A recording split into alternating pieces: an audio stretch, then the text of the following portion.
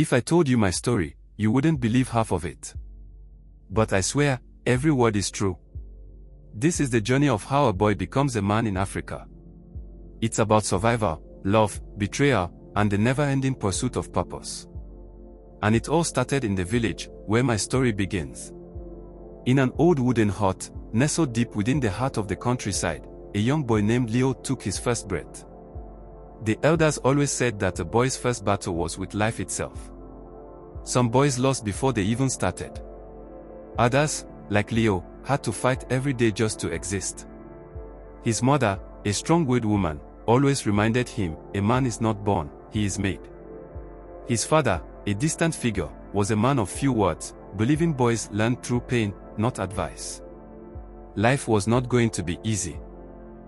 Leo grew up like many village boys, barefoot, playing in the fields, dodging the whip when he misbehaved, and learning to survive the harsh realities of life. He had a best friend, Kwame, the son of a hunter, who understood struggle just as much as he did. We used to chase after goats, steal mangoes from the old man's farm, and fight over who would get the biggest piece of roasted maize. But little did we know, life was preparing us for bigger battles. In their village, childhood was short.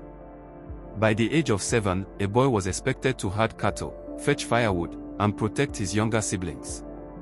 If you failed at any of these tasks, you faced the wrath of the elders. There was no room for weakness. Leo's first test of survival came when he was 8. His father sent him to the river to fetch water, but along the way, he encountered a wild dog. The beast had the eyes of a demon, its ribs sticking out from hunger. Leo knew if he ran, he would be chased. He picked up a stone, his heart pounding, and faced the creature. It was his first battle between courage and fear. He won that day. But life had many more battles waiting for him. Leo and Kwame were finally enrolled in the village school, where the teacher's cane was sharper than their words. Every morning, the school bell rang like a war drum, calling them to face their greatest fear, the blackboard. If you got a sum wrong, the teacher made you kneel on stones. If you misbehaved, the cane sang across your back. But we never complained. Complaining was for the weak. And in this world, weakness was unforgivable. Leo was different. He was not the strongest boy in class, nor the fastest, but he had a way with words. He could talk himself out of trouble, charm his way into people's hearts, and negotiate better than most adults. That skill would serve him well in the years to come. School was not just about books. It was about survival. The bullies, the long treks through the forest, the hunger when food ran out, these were the real lessons. But something else was happening. Leo was growing. His eyes were beginning to notice things. More specifically, he was noticing girls. There was a girl named Amina. She was the daughter of the village chief, her beauty as captivating as a sunrise over the mountains. Leo did not understand love yet, but he understood that when Amina smiled at him, his heart beat differently. The first time I spoke to her, I forgot my own name. The first time she laughed at my joke, I felt like a king. The first time she held my hand, I knew what magic felt like. But village love was complicated. Amina was out of his league. The chief wanted his daughter to marry a man with cows, land, and status. Leo had nothing. When he finally gathered the courage to express his feelings, Amina looked at him sadly and said, "You are a good boy, Leo. But good boys do not always get what they want." That was the first heartbreak. And like all heartbreaks, it taught him something. In this world, love was not enough.